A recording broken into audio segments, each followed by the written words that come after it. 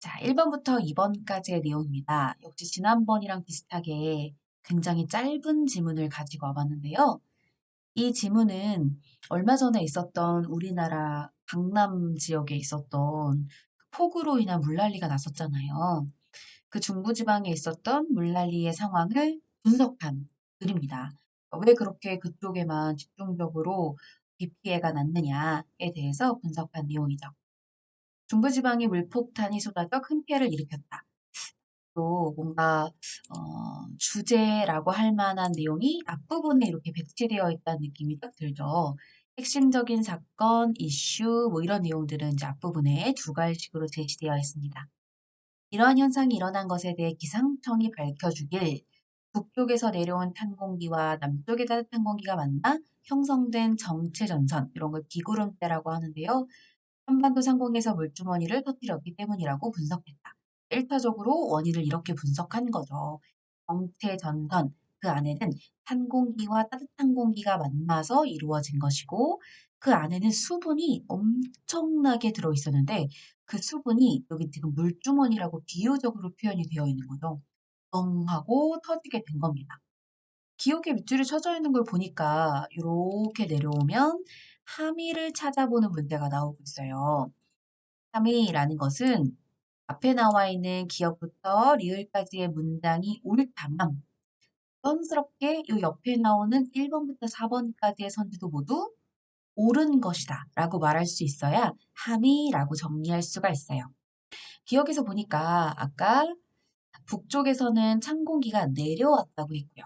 그리고 남쪽의 따뜻한 공기가 당연히 그럼 어떻게 했을까요? 만나려면 올라갔을 겁니다. 그래서 이 안에는 찬 공기와 따뜻한 공기가 서로 반대 방향으로 움직였다. 하나는 내려가고 하나는 올라가고 이렇게 확인할 수가 있죠. 남쪽의 북태평양 고기압이 시계 방향으로 돌며 뜨겁고 습한 수증기를 계속 올려보냈고 어떻게 올려보냈을까요? 음, 이거는 고기압이라는 이 기압과 관련된 기본적인 배경식이 있으면 참 쉬운데요. 고기압은 주변에 있는 것보다 기압이 높은 그 지역을 고기압이라고 하고, 그렇게 고기압은 시계 방향으로 바람의 방향이 돌게 되어 있대요. 그러다 보니까 시계 방향 돌면서 이렇게 위로 올라가는, 그죠? 시계 방향으로 이렇게 도는 거 한번 생각해 보시면, 오른쪽에서 이렇게 돌아서 위로 올라가는 현상이 나타나잖아요. 그러니까 이제 위쪽에 있는 남쪽의 따뜻한 공기가 계속 위로 이렇게 퍼 올려지는 것 같은 느낌이 들게 만들어진 겁니다. 그래서요, 제가 여기 1번의 1번 선지를 방향의 방향 이렇게 썼더라고요. 그러니까 이거를 오타를 수정했습니다. 바람의 방향. 바람이라는 말은 없으나 결국 고기압에서는 바람이 나옴으로써 그 고기압 중심에서 나옴으로써 수증기를 계속 올려보내는 걸 바람이 한 일이라는 걸 확인할 수가 있는 거죠. 동쪽의 오츠크의 고기압, 여기도 고기압입니다. 북쪽 저기압이 동쪽으로 오는 길목을 막아 이른바 블로킹 현상이 일어나게 되었다. 이 블로킹 현상이라는 게 중요한 또 핵심적인 내용으로 제가 참고한 글에는 나와 있었어요. 그럼 블로킹이라는 건 뭐가 부딪혔다는 건데 부딪힌 게 뭐랑 뭐가 부딪힌 거냐 하면 여기 위에 나오는 대로 동쪽의 오츠크의 고기압이 북쪽의 저기압이 동쪽으로 오는 길목을 막았다 그랬잖아요. 그러면 이제 오호츠크의 고기압이 동쪽으로 오는 그 북쪽 저기압이 오는 걸 막았고 그러면 그 저기압과 고기압이 블로킹 현상이 일어났다. 이렇게 보는 거죠. 여기에 서쪽의 티베트 고기압이 북태평양 고기압과 만나서 수증기 공급을 더욱 강하게 했다.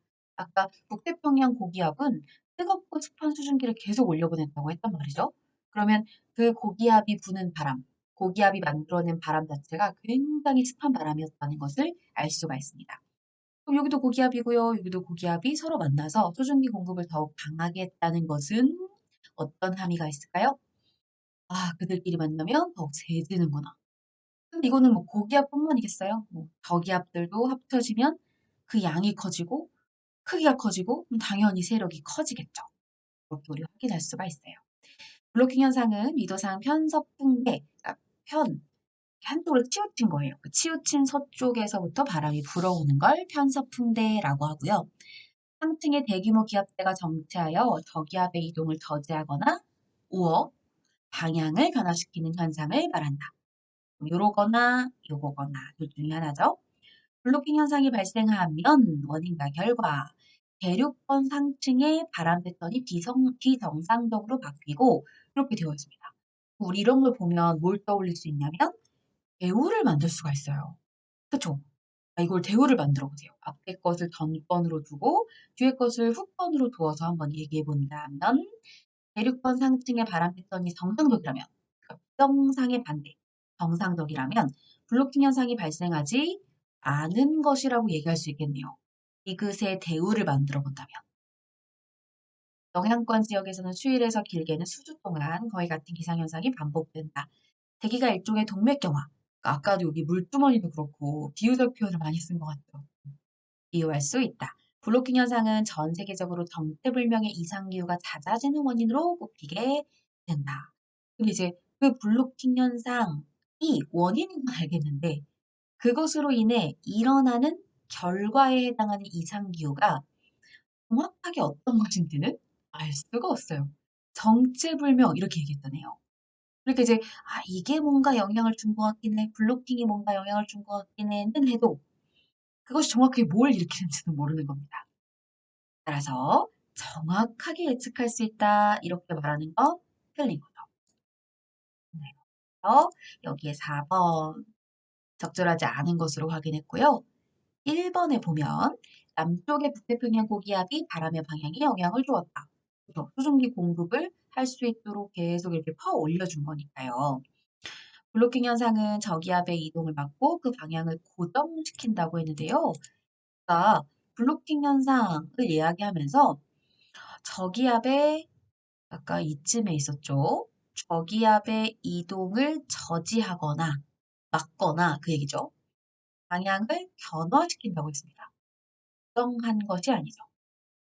그렇기 때문에 2번이 틀렸구나. 이렇게 보기를 확인할 수가 있고요. 동쪽에 오츠크의 고기압이 없었다면 블로킹 현상은 일어나지 않았을 것이다. 네, 블로킹 현상이 왜 일어났냐면 동쪽의 오츠크의 고기압은 여기서 끊어야죠. 끊고 북쪽 저기압이 동쪽으로 들어오게 막은 게 누구예요? 그게 오츠크의 고기압이에요. 그렇죠? 그러니까 얘가 막지 않았다면 블로킹 현상은 안 나타났겠다. 얘기입니다. 블로킹 현상이 발생하면 영향권 지역에서는 거의 같은 기상현상이 반복되어 이상기후현상을 일으킬 수 있다. 네, 여기 보니까 블로킹 현상으로 인해서 바람 패턴이 비정상적으로 나타나고 또 그걸로 인해 정체불명의 이상기후가 나타난다라고 말하고 있습니다. 라는 내용이죠. 2번이 정답이고요. 여기 고기압 앞에 있는 말들과 띄어쓰기 안 돼 있는 거 보이시죠? 이런 말들은 전문어로서 그냥 붙여서 쓰이기 때문에 띄어쓰기 없습니다. 세 번째 문제 가볼게요. 이것도 역시 그 물난리와 관련된 내용이에요. 특별 재난 지역이 핵심적인 단어라고 볼 수가 있습니다. 재난재해를 당한 재난도 특별 재난 지역이 될 수 있고 재해도 특별 재난 지역이 될 수 있어요. 지방자치단체한테도 지원을 해주고 그 지방에 있는 주민들의 행정이나 혹은 재정적인 부담을 덜어주는 것. 그걸 국가가 하는 겁니다. 그러면 이 특별 재난 지역은 국가가 결국은 보조해주는 제도구나. 이렇게 핵심을 파악할 수가 있죠. 여기 보니까 1995년에 삼풍백화점 붕괴 사고 그걸 계기로 도입이 됐대요. 저는 이렇게 수업 준비를 하면서 알아가는 게 진짜 많아요. 네. 특별 재난 지역이라는 말을 되게 많이 들어봤는데 이게 언제 처음 시작됐는지는 사실 별로 관심도 없었고 지금 생각해보면 되게 궁금할 법한 부분인데 뭐 조사도 안 해보고 그랬더라고요, 제가. 딱 이제 알게 됐어요. 1995년에 시작된 겁니다. 그 당시에는 대형 사고 등의 사회재난에 한해서 선포할 수 있도록 했었지만 여기 2002년에 태풍 루사를 계기로 해서는 자연재해 때도 선포할 수 있도록 대상을 확대했습니다. 그러니까 어떻게 보면은 여기에 나와 있는 재난은 사회재난을 이야기하는 거고요. 그죠? 띄어쓰기 없이. 그 다음에 여기 밑에 나오는 재해는 자연재해를 이야기하는 거겠네요. 그죠? 제가 이 말씀을 왜 드리는지는 이따가 이 2번 선지 보면서 말씀드릴게요. 특별재난지역은 재난 및 안전관리기본법에 따라서 시군 구별 피해액이 국고 지원 기준, 그러니까 국고, 나라의 돈, 그것으로 기준을 삼는 건데요. 18억에서 42억 원의 2.5배. 이게 뭐냐면 42억 원의 2.5배를 계산하는 게 아니고요. 18억에도 2.5배를 계산하고 그게 최저점, 최소한 그거. 거기에다가 42억의 2.5배를 계산해서 최대치가 그 정도다. 이렇게 보는 거예요. 특별재난지역으로 선포되면 향후 피해 복구액 중 지자체 부담액 중의 일부를 국고로 추가 지원받을 수 있게 됩니다. 이런 건 아마 재정적인 부분이겠죠? 아까 행정적인 부분에서도 분명히 지원을 해주는 게 있다고 했었어요. 그게 이겁니다. 건강보험료, 요거는 돈이죠. 요거는 돈이고, 이 뒤에 부분. 요금까지. 건강보험료 경감, 요금 감면까지는 돈에 관련된 것이고, 여기 병역 의무 이행기일 연기, 동원훈련 면제 등 그런 것들은 이제 어떻게 보면은 간접적으로 지원을 해주는 좀 행정적인 차원의 지원이 아닐까 생각이 듭니다. 1번. 재난과 재해 모두의 특별재난 지역을 선포할 수 있죠. 아까 여기 위에 나와 있었죠. 2002년 이전에는 사회재난을 당한 주민들에게 재정적 지원을 해주지 않았었다 했는데 오히려 반대죠. 2002년 이전에는 사회재난을 당한 사람들한테 돈을 줬고요. 2002년 이후에 자연재해로 피해를 본 사람들에게 돈을 줘서 지원을 했었죠. 그러니까 제가 원래는 첫 번째 1차로 드린 교환에는 요걸 그냥 대난이라고만 썼었어요. 근데 이제 이게 오해 소지가 있을 것 같은 거예요. 그래서 여기다가 굳이 사회재난이라는 말을 여기 세 번째 줄에 있는 요 말을 넣어서 굳이 만드는 건데요. 제가 아까도 말씀드렸던 것처럼 설명하는 맥락을 보세요. 그러면 앞에 있는 재난은 사회재난을 그냥 통칭하는 것이고 재해는 자연재해를 통칭하는 것이구나. 이렇게 읽을 수 있죠. 그래서 만약에 사회라는 말이 빠졌어도 아마 여러분은 2번을 정답으로 잘 고르셨어야 할 겁니다. 재해를 입은 지역의 피해액이 45억. 제가 이거 계산한 거예요. 18억 곱하기 2.5배 하면 45억 이상일 경우 특별재난지역이 될 수 있다.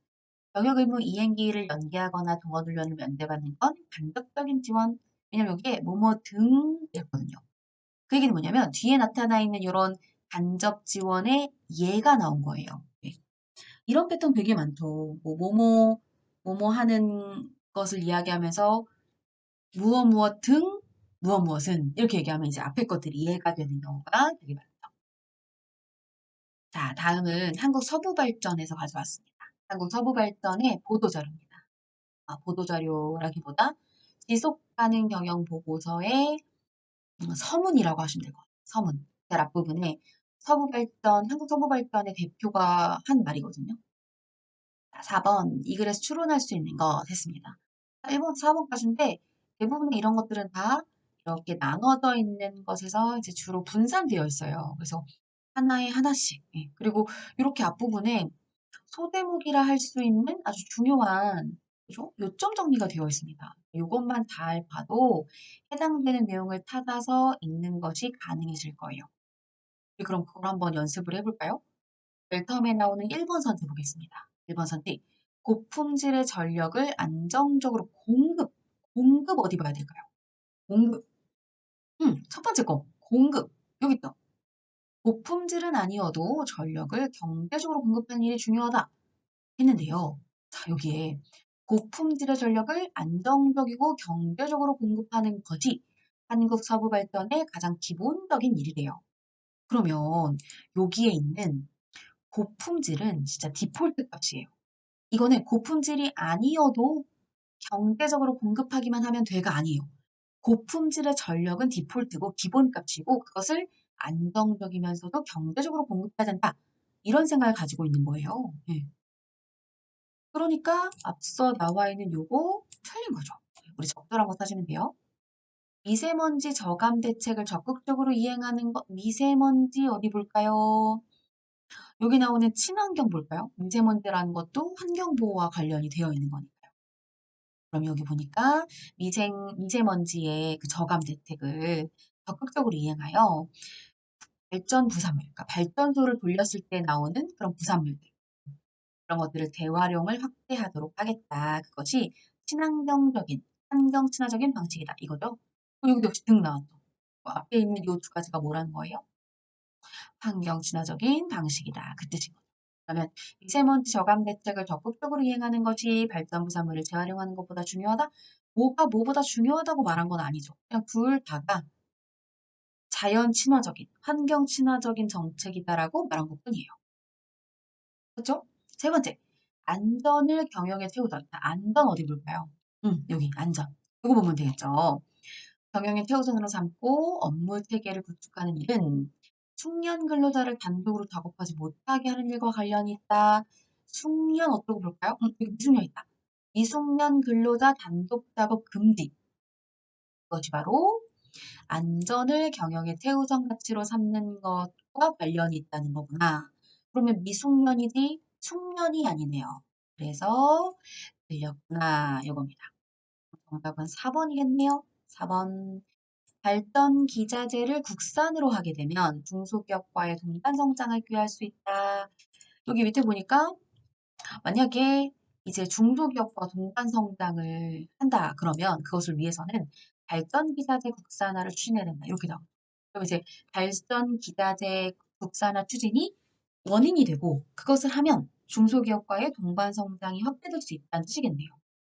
그러니까 대부분 우리는 다 앞에가 원인, 뒤가 결과 뭐 이런 식으로 되어 있는 문장들을 봤었는데 이제는 순서가 바뀐 것도 확인을 할 수가 있죠.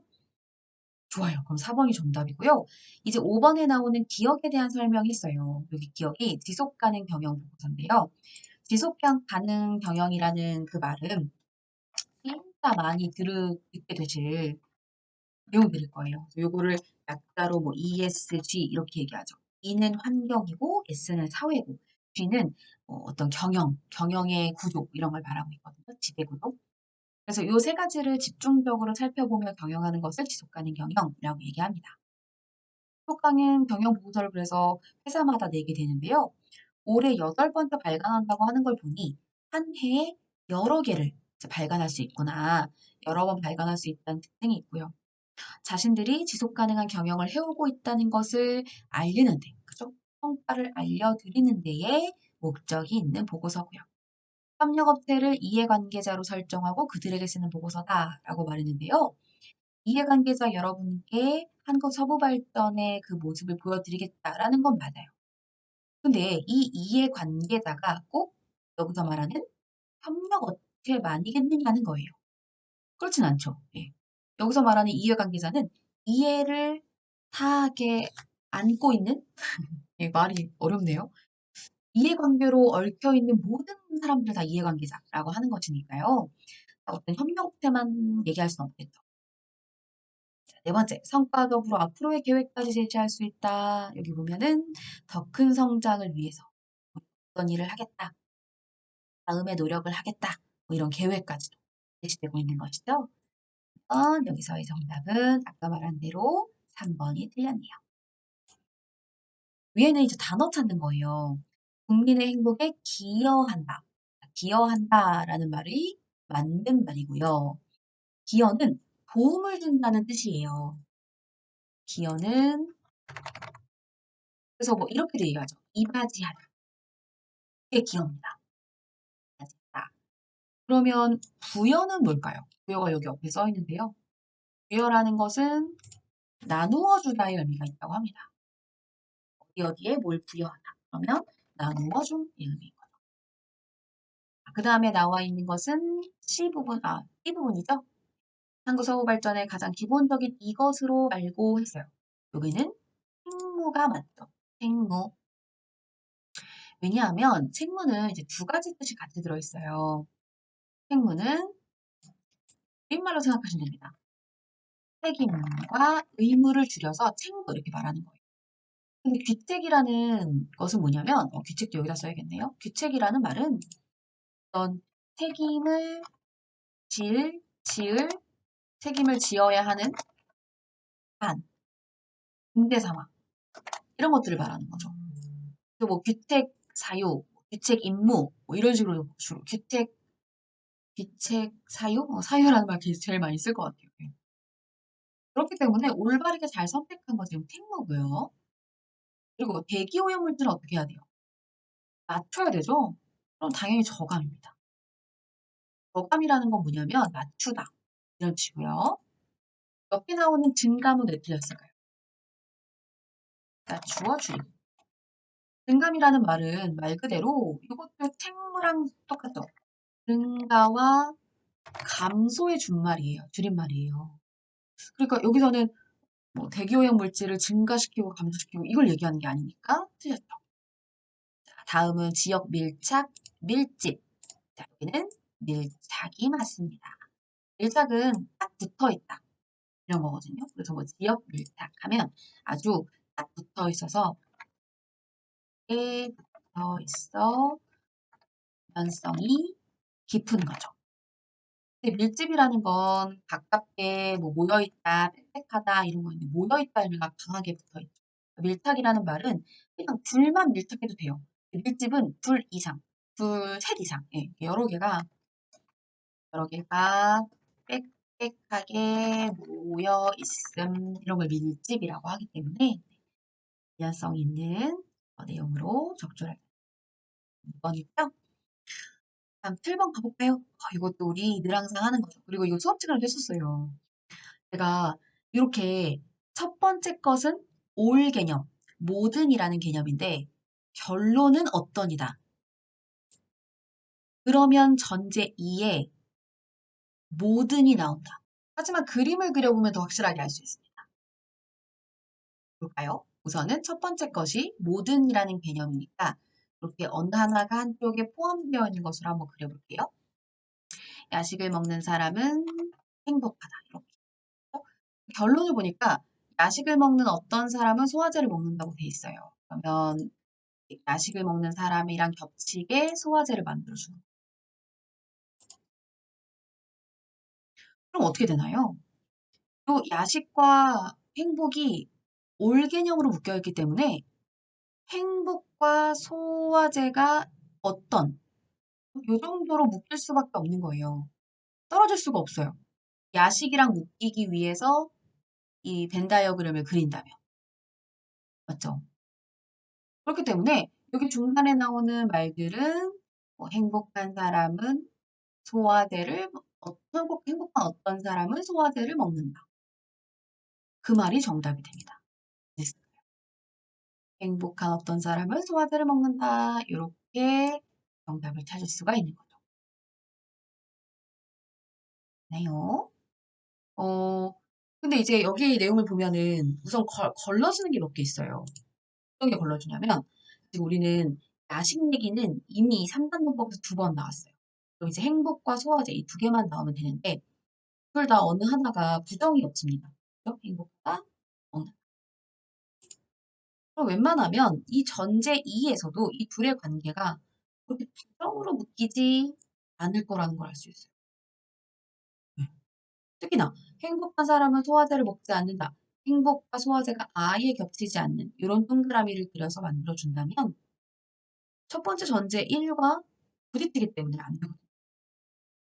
이런 식으로 해서 내가 정해야 되는 관계의 항목이 뭐뭐인지를 찾고 그렇게 해서 내용을 정리하고 그림을 그려보시면 알 수 있을 겁니다. 8번 가볼게요. 자, 아름마을 주민 ABC, 순수마을 주민 DE, 새싹마을 주민 FG, H가 마을에 들어가려면 열 체크를 받아야 된대요. 두 번째로 서 있는 사람을 찾아보도록 하겠습니다. 자, 우선 새싹마을 주민은 모두 순수마을 주민보다 먼저 앞에 있대요. 그러면 F, A, H, G, H. 얘네가 먼저고 그 다음에 순수마을이 와야 되니까 D, E 이렇게 옵니다. 가장 처음과 가장 마지막에는 아름마을이래요. A, B, C가 가장 처음과 가장 마지막에 오게 됩니다. D가 5번째로 있대요. 하나, 둘, 셋, 넷, 5. 여기가 입니다. 아, 그러면 이미 결판이 났죠. 왜냐면요. D, E 앞에 세 자리를 마련을 해놔야 돼요. 그죠? 그러면 여기 하나, 둘, 세 자리. 만약에 첫 번째부터 가려고 했더니만 첫 번째는 아름마을이래요. 아, 그러면 여기에 나와 있는 두 번째, 세 번째, 네 번째가 바로 FGH가 들어갈 자리겠구나. 이렇게 바로 답이 나와버리죠. 그러면 D와 E의 순서도 나와요. D가 E보다 앞에 오겠구나. E는 요 뒤에 오겠구나. 이렇게 알 수가 있어요. 요 두 개 자리 중에 하나에 올 겁니다. 하나, 둘, 이 두 가지 중에. 자, 그리고 나서 C는 E 바로 앞에 있다. 아이고, 바로 나오네요. 네. E가 이 뒤에 온다고 했는데 C가 E 바로 앞이래요. 그럼 자연스럽게 뭘까요? 여기가 C고, 또 여기가 E죠. 분명히 아름마을의 첫 번째랑 마지막이라고 했는데요. 네, C를 제외하고 A와 B가 남잖아요. 각각 자리에 들어가겠죠. 네.